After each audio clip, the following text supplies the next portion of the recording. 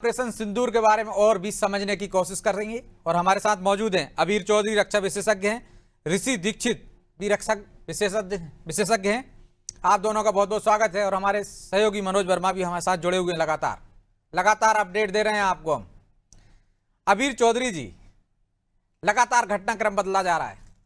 प्रधानमंत्री 3 देशों की यात्रा पर जाने वाले थे, रद्द हो गई है। कैबिनेट की बैठक हुई है, इसके बाद राष्ट्रपति से मुलाकात होगी और पाकिस्तान से भी खुशी की खबरें आ रही हैं। खुशी इस तरह से, मसूद के परिवार के 14 लोगों की मौत की खबर आई है।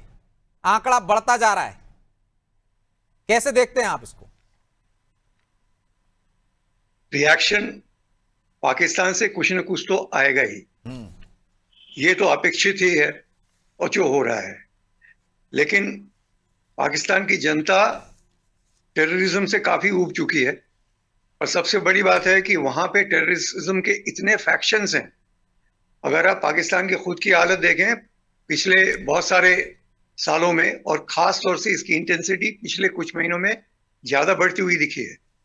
उनके अंदर में इतना विभाजन है।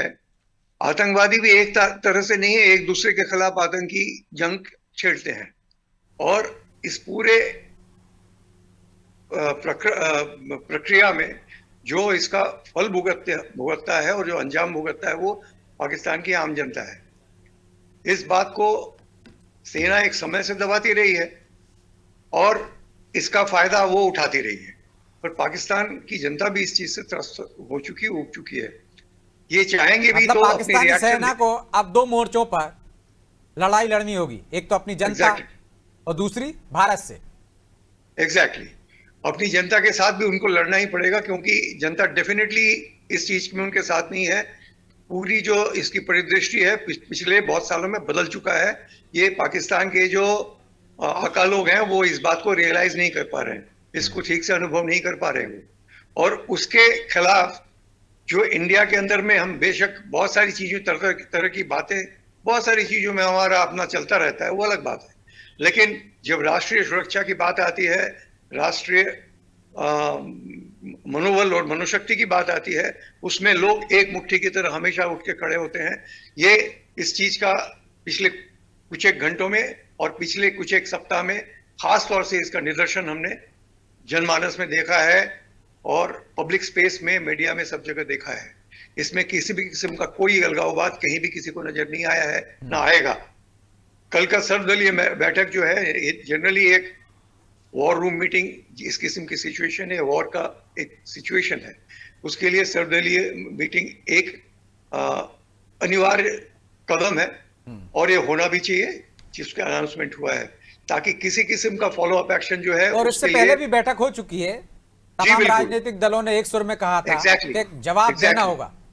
बिल्कुल, और उसी के फॉलो अप में तो सीडीएस और उसके साथ में तीनों सेनाओं के की एक मीटिंग जो पिछले 2 दिन पहले हुई थी, जिसका काफी फॉलो अप आपके न्यूज चैनल में और बाकी न्यूज चैनल्स में भी आता रहा है। इसके लिए हम तो तैयारी कर ही रहे थे। समय, the time of choice was hours. हमने अपने टाइम ऑफ चूजिंग पे ये स्ट्राइक किया है और हम आगे के लिए तैयार रहेंगे, इसमें हमें कोई शक नहीं है। दीक्षित जी, जब देश पर हमला होता है, यदि आतंकवादी घटना होती है तो हम दहल जाते हैं, दुख होता है और गुस्सा भी आता है कि बदला लिया जाएगा। सरकार भी थी और पूरा देश एक सुर में बोल रहा था कि अब जवाब देने की बारी आ गई है। जवाब भी ऐसा दिया जाना चाहिए कि वो सबक हो। तो हम देख रहे हैं कि बॉर्डर पार से जो खबरें आ रही हैं, जो तस्वीरें आ रही हैं कि आतंकवादी जो सरगना है जैसे मोहम्मद का, वो एक तरह से आंसू बहा रहा है, कह रहा है कि बे परिवार के साथ साथ मैं भी मारा जाता। तो ये तस्वीरें, ये खबरें मन को खुशी देती हैं कि आतंकवादी जिनको किसी की मौत पर तरस नहीं आता था, बेदर्दी से मारते थे, अब खुद रोते हुए नजर आ रहे हैं। यही बात है। अभी आपको मैं क्या बताऊं कि जाके पैर न फटे बिवाई, सो का जाने पीर पर आई। आतंकवादी भी एक इंसान है और एक आइडियोलॉजी के तहत उसको ब्रेन वॉश करके उस लाइन में डाला गया है। लेकिन अंत में जब सामने चीजें आती हैं, घर परिवार, पत्नी, बच्चे, भाई सामने में मारे जाते हैं, तब कैसा लगता है, तो उसका रिएक्शन उसने बताया है कि मैं भी मारा जाता तो ठीक था। यही चीज अगर पहलगाम में अभी जो 15 दिन पहले घटना हुई है, यही सेम चीज वहां के परिवार वालों के ऊपर शायद उसने नहीं सोचा होगा कि उनके ऊपर क्या बीती होगी। और जो जिंदा हैं वो पूरे जिंदगी भर, जब तक वो जिंदा रहेंगे अपने आसपास में, अपने परिवार में, उनके परिवार वाले कभी उस ट्रॉमा को भूल नहीं पाएंगे। बात आती है धर्म की। धर्म पूछा गया था ना, तो भारत ने क्या दिखा दिया है कि देश धर्म क्या होता है।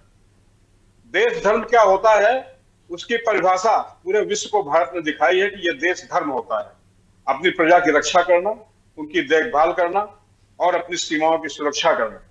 और अगर उस पर आंच आती है, जननी जन्मभूमि स्वर्गादपि गरीयसी, कि माँ और मातृभूमि पर अगर कोई बात आंच आती है जो कि स्वर्ग से बढ़कर है, तो हम उसमें कोई भी कदम देने से पीछे नहीं छूटते हैं। और ये राष्ट्र धर्म, देश धर्म भारत से बेहतर शायद और, जबकि इन घटनाओं के अंदर पूछा गया था कि आपका धर्म क्या है। अब कहने की बात आती है कि आतंकवादी परेशान हो रहे हैं कि ऐसा होता और हम भी चले जाते। तो मरना बहुत आसान है, मरना बहुत आसान है, लेकिन तिल तिल कर और पूरी जिंदगी भर उस ट्रॉमा को लेकर के, अब अगर हाफिज सईद को पूरे जिंदगी भर छोड़ दिया जाए कि आप जाइए, आपको माफ किया जाता, आप रहिए, तो वो मरे से भी दुगना पेन जो है पूरी लाइफ मतलब उसको झेलना पड़ेगा। और ये चीज शायद अब दूसरों को बताए कि हमको अभी भी मतलब देर आए दुरुस्त आए, अभी भी अगर उसकी आइडियोलॉजी इस चीज से दूर जाती है कि हम जो है अगर सही रास्ते पे आते हैं, इसका मतलब जो बुरे काम का बुरा नतीजा वो सामने आता है, और सामने जब आता है तो सामने दिखाई पड़ता है, उसको झेलना पड़ता है। और जो अभी बैठकों की बात हो रही है, तो ट्रांसपेरेंसी जिस तरह से मेंटेन की गई है, ट्रांसपेरेंसी के साथ साथ में जैसे हर एक मीटिंग्स में सबको बुलाया गया है जी, चाहे लीडर ऑफ अपोजिशन हो, चाहे दूसरी पार्टियां हो, उनके लीडर्स हो, पहले उनको बुलाया गया, बात की अपडेट दी गई।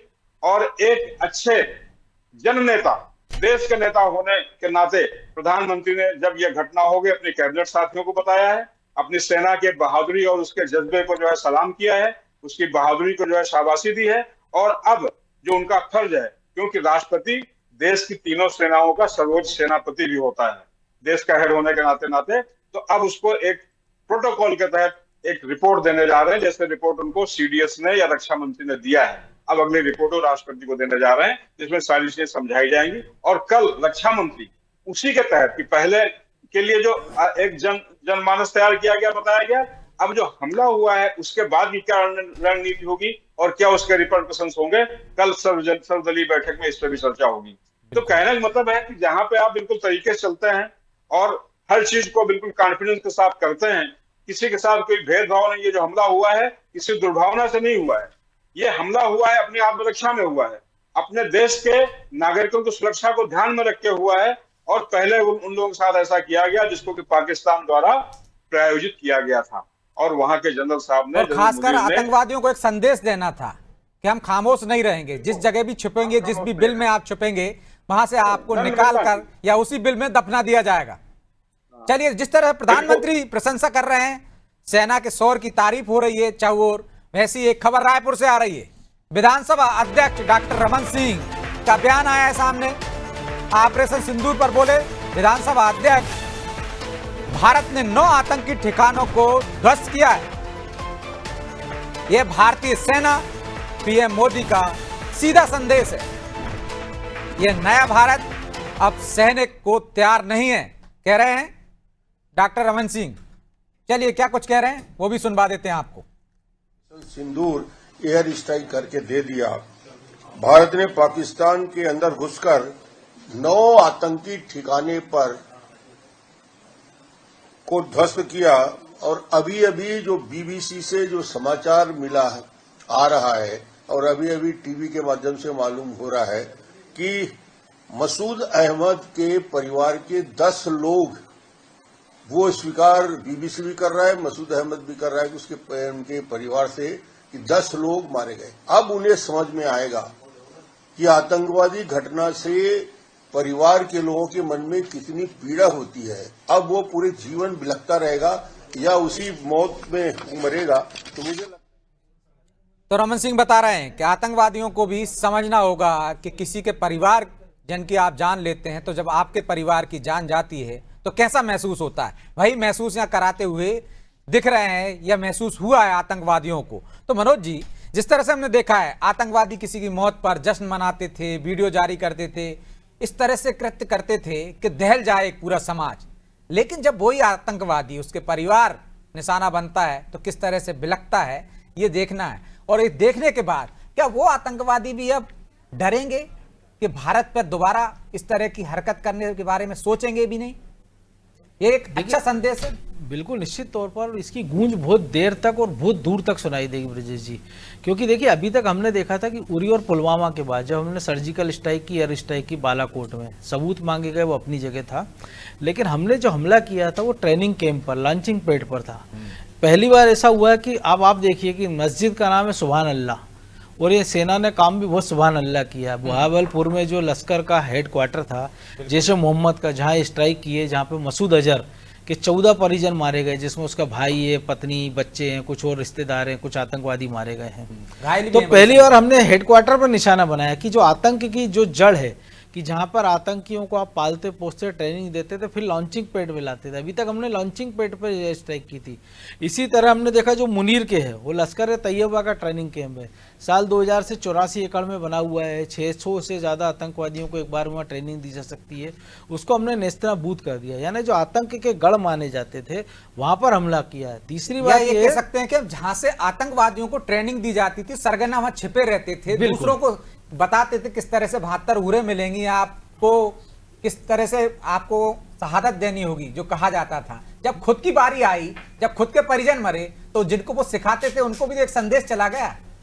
बिल्कुल, जो आतंकी गतिविधियों में लिप्त हैं या जिनका ब्रेन वॉश करके इस तरह के काम कराए जा रहे हैं, तो आप देखिए कि जिस प्रकार से हम देखते हैं घटना हुई पहलगांव की हुई है, इसके पहले तो खबरें आई कि पीओके में उनको शिफ्ट किया गया, नीलम वैली से, भावलपुर से, तमाम स्थानों से, और सेफ हाउस में ले जाया गया। चाहे वो मसूद अजहर की बात कर ली जाए या तमाम सारे जो और आतंकवादी हैं बड़े सरगना, उनके बारे में कहा गया। तो ये बताता है ना कि आप भले ट्रेनिंग कैंप बना रहे हो, आतंक के आप पालन पोषक हो, लेकिन आप खुद भी डरे हुए। और आज के इस हमले के बाद जो खबरें आई हैं कि वो मौलाना मसूद अजहर कह रहा है कि काश मैं भी मर जाता, तो अब भी क्या है, वो एक ट्वीट करके अपनी लोकेशन भेज दे, भारतीय सेना अभी उसका काम कर देगी कि भैया तुमको जल्दी परिवार से आज ही शाम तक मिला देंगे, दोपहर तक मिला देंगे, अगर इतनी जल्दी है। तो ये सारी चीज़ें, लेकिन ये जो संदेश गया ये बहुत तगड़ा है, देर तक गूंज सुनाई देगी और उसकी दूर तक गूंज सुनाई देगी। और जो बार बार आता था कि पहले होता था कि आप हमला करते थे, हम केवल एक प्रतिक्रिया करते थे, लेकिन हम एक कड़ा कदम नहीं उठाते थे। लेकिन आप देखिए कि पुरी हो, पुलवामा हो, उरी हो, पुलवामा हो, पहलगाम हो, 8 से 15 दिन के अंदर अंदर हमने हमला किया है, और हर बार उसकी डेंसिटी और खतरनाक होती गई है।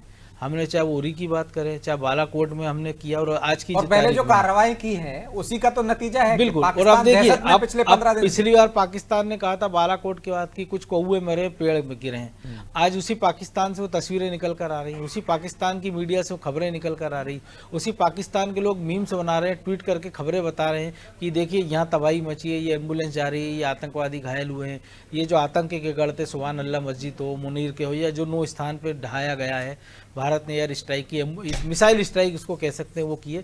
तो भारत ने अपनी ताकत भी बता दी है। और कोई भी, जब हम आर्थिक महाशक्ति की बात करते हैं, तो जब तक आप सैन्य शक्ति नहीं है तो आपकी कोई पूछ परख नहीं, लेकिन आप अपने दुनिया भर के हथियार आपके जखीरे में रख लें, लेकिन अगर आप उसका इस्तेमाल ना करें। साफ संदेश दे दिया कि कहीं भी छुपे हैं आप, कोई भी सेफ हाउस हो आपके लिए सेफ नहीं है। भारत की सेना से ना आप सेफ हो, ना दूर हो। इससे बेहतर है कि आप सुधर जाइए। कुछ और बयान भी आए मनोज जी, वो भी सुनवा देते हैं, चाहे शेखर धवन का हो, चाहे कंगना रानौत का हो, या कर्नाटक के deputy CM DK Shiv Kumar का। क्या कुछ कह रहे हैं सेना के शौर्य पर, किस तरह से प्रशंसा कर रहे हैं, किस तरह से वो ऑपरेशन सिंदूर की तारीफ करें, चलिए सुनवाते हैं। देश जो है युद्ध में है, तो ऑब्वियसली हम सब बहुत ज़्यादा नर्वस हैं। और एक अपनी जो सेना है, जो मैंने आज भी सुबह इंस्टाग्राम पे डाला, जो हमारी रक्षा करते हैं, भगवान उनकी रक्षा करे और उन्हें बहुत ज़्यादा कामयाबी दे, और बहुत ज़्यादा हमारी जो है हम सब प्रेयर कर रहे हैं कि हमारा देश जो है हर खतरे से दूर रहे। तो जैसे कहते हैं ना कि हम ही खतरा नहीं है, हम खुद खतरा है, स्वयं खतरा है। प्रधानमंत्री जी के साथ हम सब का जो है, हम सब का मनोबल उनके साथ है। और जैसा कि ऑपरेशन सिंदूर हमारे यशस्वी प्रधानमंत्री जी ने ये नाम इस ऑपरेशन को दिया, जो हमारी बेटियां हैं, हमारी माताओं के सामने बहुत क्लोज प्रॉक्सिमिटी में, जैसे आपने सुना कि हेड शूट करके जो है उनके सुहागों को छीना गया, तो उसमें कई खून से जो है इसका बदला लिया जा रहा है। तो हम देश की कामयाबी की प्रार्थना करते हैं। We all are very proud of our army forces. They are protecting our image, doing hard work, safeguarding India's interests. So let us be proud, let us salute them, and we have to stand by them. As a Congress party, we stand committed to the cause of India and we support them as decided by our party leadership. Of course, it is not only our state, the country is one. I don't want to look only at the Karnataka. As India, we all are one. We should stand and we are. तो जिस तरह हमारी सेना ने operation सिंदूर को अंजाम दिया, उसकी चारों ओर तारीफ हो रही है, चाहे पक्ष हो या विपक्ष हो, आम लोग हों या जो प्रमुख प्रतिष्ठित लोग हैं, तमाम लोग एक सुर में कह रहे हैं कि हमारी सेना ने वो कर दिखाया जिसकी हमें उम्मीद थी। हमारी सेना वो कर सकती है जो देश की जनता चाहती है। ऑपरेशन सिंदूर के बारे में लगातार हम आपको अपडेट देते रहेंगे, बॉर्डर पार से जो खबरें आ रही हैं वो भी आप तक पहुंचाते रहेंगे। फिलहाल एक छोटे से ब्रेक के लिए रुकते हैं, फिर हाजिर होते हैं ताज़ा खबरों के साथ। नमस्कार।